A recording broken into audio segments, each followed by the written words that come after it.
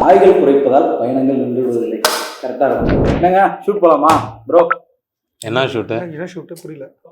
நாங்க அந்த ஆளுங்கட்சியோட IT wing ஒன்று இருக்குல்ல, ஒன்னா இருக்கு, ஏகப்பட்டது இருக்குல்ல. அது நிறைய இருக்குது. நம்ம தலையங்கம் பத்தி ஒண்ணு சொல்லியிருந்தாங்கல்ல. ஓ அவரா? பயங்கரமானவராச்சே நம்ம சின்ன பகவதி. ஆமாமா, நான் பகவதியோட பரம்பரை. சின்ன பகவதி, சின்ன பகவதி. அவருக்கு நம்ம பதிலளிக்கிற விதமா தான் அந்த கண்டென்ட். அதுக்கு ஒன்றும் ப்ரிப்பரேஷன்லாம் தேவையில்ல, நேரா அப்படியே போயிடும். அப்படியே போயிடலாமா? போயிடலாம். ஓகே. எல்லோரும் தயாராக இருக்கிறீர்களா?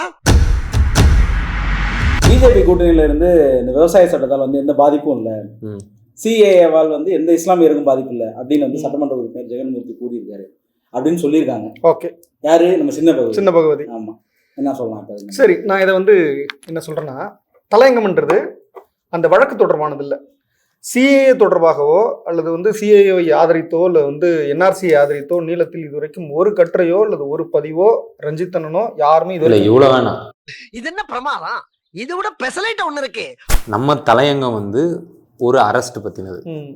அரெஸ்ட் கூட இல்லை, ஒரு நீதிமன்றத்தில் ஒரு தனி தொகுதி எம்எல்ஏ நடத்தப்பட்ட விதம், அவரை இந்த சமூகம் கையாண்ட விதம், குறிப்பாக ஐடிவி கையாண்ட விதம் வந்து ரொம்ப பிழையாக இருந்தது. இன்னொன்று, நீதிமன்றமும் அந்த அளவுக்கு நடந்திருக்கக்கூடாது. தமிழக காவல்துறையும் இந்த வழக்கில் இவ்வளவு ஒரு 400 போலீஸோட போய் நின்னது, இதையெல்லாம் சுட்டி காட்டி தான் நம்ம அறிக்கை இருந்தது.